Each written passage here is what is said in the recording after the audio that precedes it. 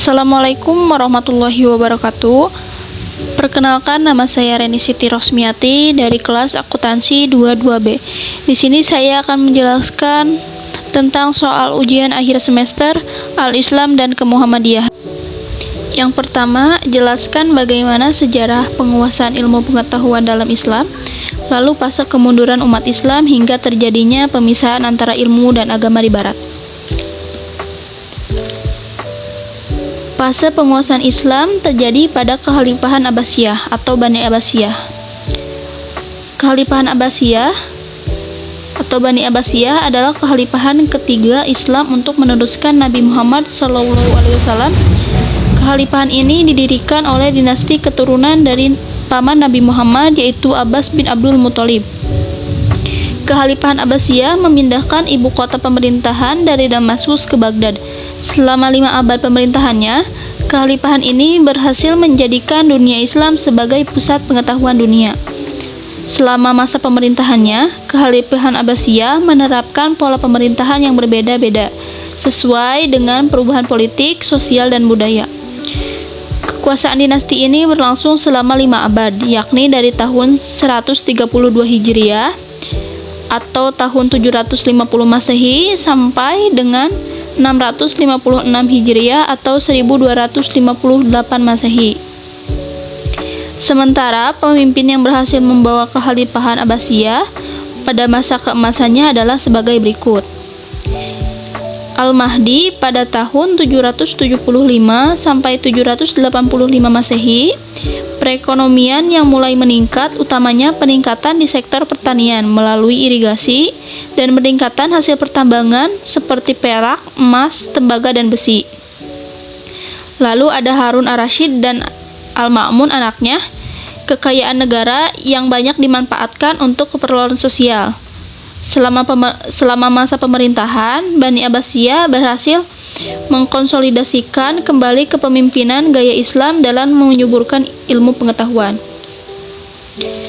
Dan fase kemunduran Islam terjadi pada abad ke-15 sampai ke-17, di mana kekaisaran Turki Utsmani berada pada puncak kejayaan.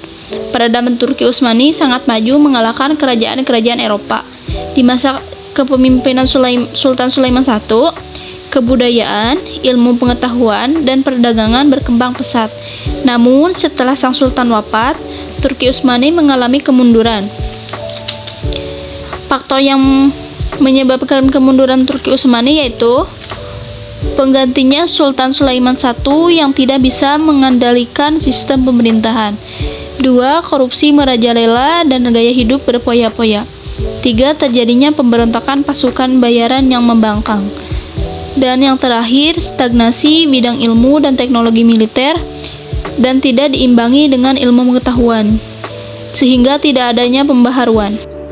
Yang kedua yaitu bagaimana kritik Islam dalam melihat perkembangan ilmu pengetahuan di Barat yang cenderung bebas nilai dan tanpa moral, bahkan meniadakan Tuhan dalam ilmu pengetahuan.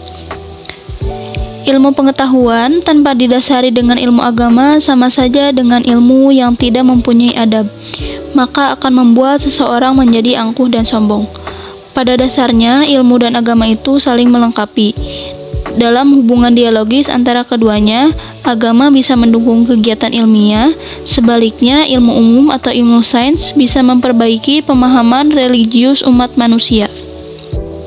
Yang ketiga yaitu jelaskan respon cendekiawan muslim mengenai pentingnya islamisasi ilmu pengetahuan. Menurut Syed Hussein Nasr, kritik terhadap sains modern yang sekuler. 1. Pandangan sekuler tentang alam semesta yang melihat tidak ada jejak Tuhan di dalam keteraturan alam. Alam bukan lagi sebagai ayat-ayat Allah, tetapi entitas yang berdiri sendiri. Alam yang digambarkan secara mekanitis bagaikan mesin dan jam. Alam menjadi sesuatu yang bisa ditentukan dan diprediksikan secara mutlak, yang menggiring kepada munculnya masyarakat industri modern dan kapitalisme. Bangsa Barat mengembangkan ilmu pengetahuan secara rasionalisme atau masuk akal dan secara empirisme yang melalui uji lab. Warna dualisme Descartes yang mengendalikan sebelumnya pemisahan antara subjek yang mengetahui dan objek yang diketahui. Dan yang terakhir, eksploitasi alam sebagai sumber kekuatan dan dominasi. Dan yang kedua ada menurut Ismail Roji Al-Faruqi. 1. Akar dari kemunduran umat Islam dalam berbagai dimensi karena dualisme sistem pendidikan. 2. Dalam pandangannya, mengatasi dualisme sistem pendidikan inilah yang merupakan tugas terbesar kaum muslimin pada abad ke-15 Hijriah. Pada satu sisi, sistem pendidikan Islam mengalami penyempitan dalam pemaknaannya dalam berbagai dimensi. Sedangkan pada sisi yang lain, pendidikan sekuler sangat mewarnai pemikiran kaum muslimin. Dan yang ketiga, menurut Syed Muhammad Naqib Al-Attas, tantangan terbesar yang dihadapi kaum muslimin adalah ilmu pengetahuan modern yang tidak netral telah merasuk ke dalam praduga-praduga agama, budaya, dan filosofis yang sebenarnya dari refleksi kesadaran dan pengalaman manusia barat. Jadi, ilmu pengetahuan modern harus diislamkan. Westernisasi ilmu telah mengangkat keraguan dan dugaan ke tahap metodologi ilmiah dan menjadikan sebagai alat epistemologi yang sah dalam keilmuan. Westernisasi ilmu bukan dibangun di atas wahyu dan kepercayaan agama, tetapi dibangun di atas tradisi budaya yang diperkuat dengan spekulasi filosofis yang terkait dengan kehidupan sekuler yang memusatkan manusia sebagai makhluk nasional. Akibatnya, ilmu pengetahuan dan nilai-nilai etika dan moral yang diatur oleh rasio manusia berubah terus-menerus. Menurut Syed Muhammad Naqib Al-Attas, ilmu pengetahuan barat modern dibangun di atas visi intelektual dan psikologis budaya dan peradaban barat. 1. Akal diandalkan untuk membimbing kehidupan manusia. 2. Bersikap dualistik terhadap realitas dan kebenaran. 3. Menegakkan aspek eksistensi yang memproyeksikan pandangan hidup sekuler. 4. Membela dekrim humanisme. 5. Menjadikan drama dan tragedi sebagai unsur-unsur yang dominan dalam fitrah dan eksistensi kemanusiaan. Dan yang keempat, bagaimana Islamic Technopreneur menjadi solusi keilmuan di masa yang akan datang.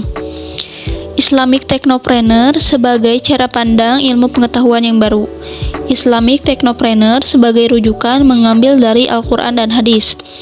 Sains dan teknologi sebagai unsur penguat dari Islamic Technopreneur setelah Al-Quran dan Hadis. Sains merupakan ilmu pengetahuan itu sendiri, dan teknologi sebagai turunan dari ilmu sains.